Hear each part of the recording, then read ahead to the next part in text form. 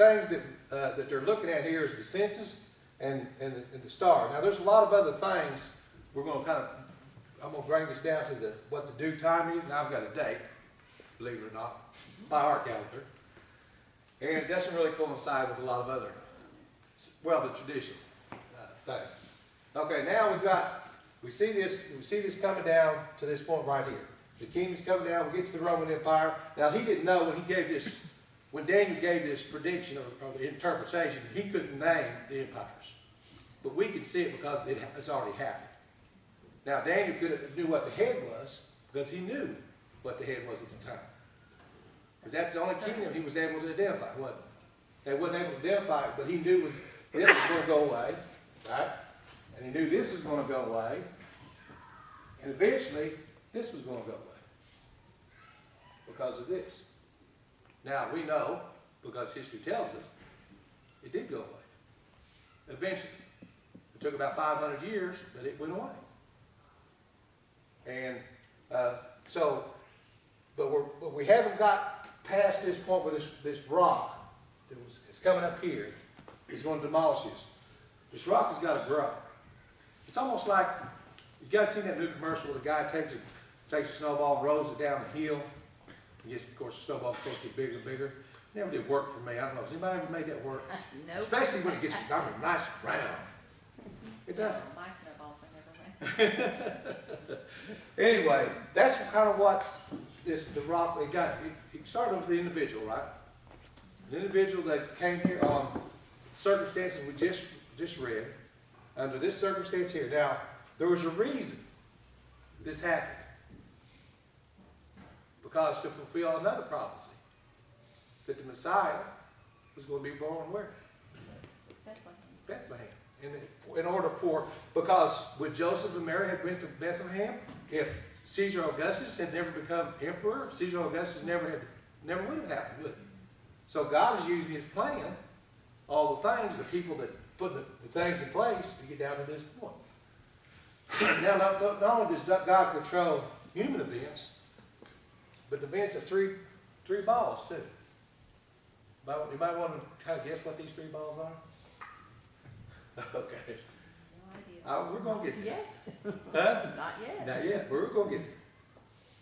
But has anybody got any questions until we go to this side about anything or any comments? Anything you want to share that maybe I've studied this for a long time, and there's a lot of other things I could tell you, but she would get mad at me because I've been running way. So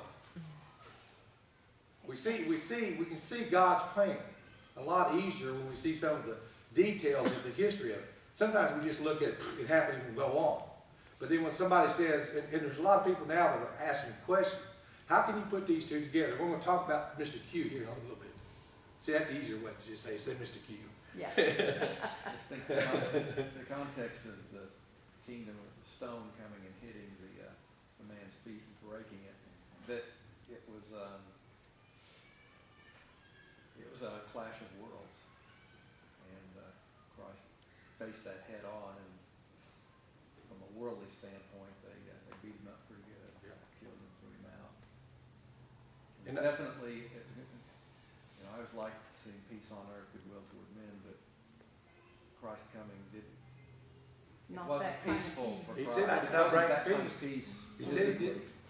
Not the kind of peace that we were thinking about. But the peace, there is a peace there. Conflictual. Yeah. The stone hitting the man, but eventually will win out.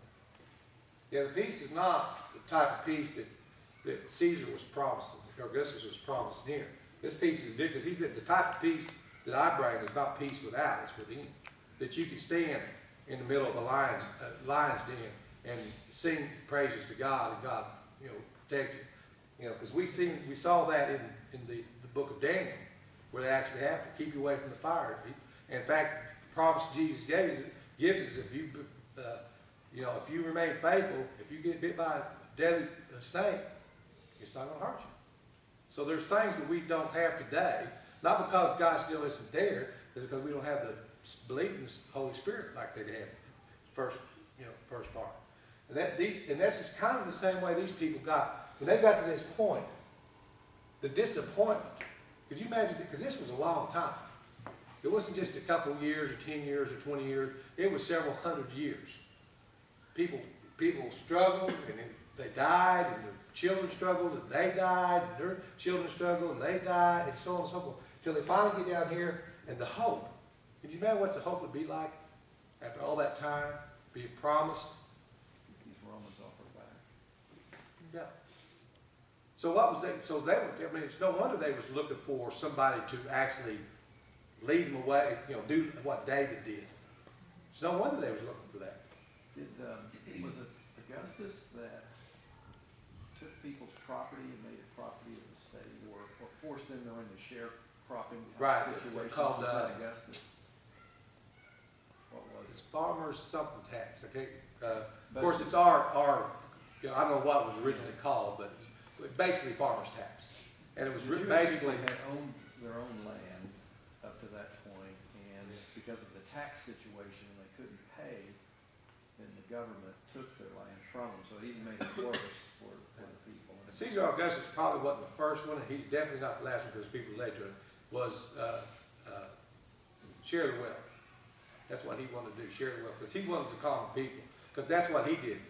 He did it, basically did away with the aristocracy of the Roman Republic, and just completely did away with all the elite, people like that. They were done away with.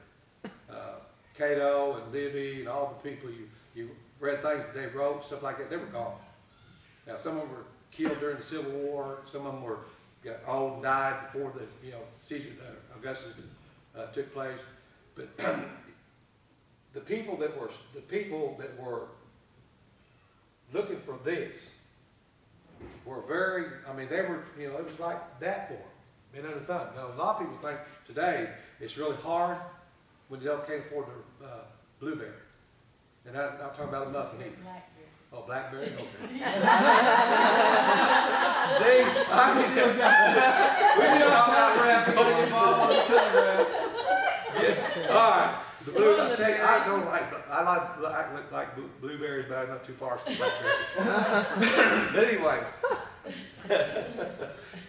Are those blueberries up there? No, we'll get to the blueberries. Okay. Blueberries. So we can see why because this right here is the physical world that these people had to deal with when it was come to this time.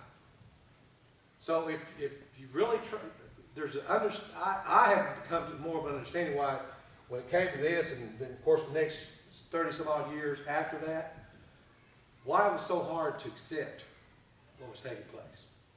If you really think about all this that took place, all the expectations, the promises, the promises that you were made. I mean, and then they didn't get fulfilled, and you saw it in your parents, you saw it in your grandparents, and now you see your kids, your grandkids. That's still the expectations not get filled. You're still under the iron fist of the tyranny. You would get to the point where when it did happen, you would probably be able to recognize it, and a lot of people did. A lot of people really did. Okay, now we have the second thing that we're going to talk about, which is the astrological sign of the Star of Bethlehem.